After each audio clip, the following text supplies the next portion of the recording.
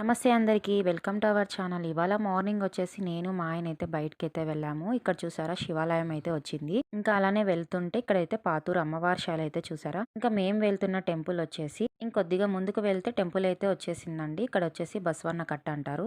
నంది కూడా అంటారు. శివునికి వచ్చేసి వాహనం కదా. ఇంకా ఈ కార్తీక మాసం నెలలో శ్రీపేట బసవన్నేశ్వర స్వామి గుడికైతే వచ్చేసాము. నా చిన్నప్పటి నుంచి అయితే ఈ గుడికి రావడం అయితే ఫస్ట్ టైం చూస్తున్నాను. చాలా సార్లు అయితే ఈ రూట్ వెళ్ళాను, కానీ నేను ఈ గుడికి రావడం అయితే ఫస్ట్ టైం. నాకైతే చాలా అంటే చాలా బాగా నచ్చింది. ఇంకా అలానే స్వామి వారికి హారతి ఇస్తున్నారు. ఇంకా హారతి తీసుకున్న తర్వాత నిజంగానే అయితే నంది అయితే వచ్చింది.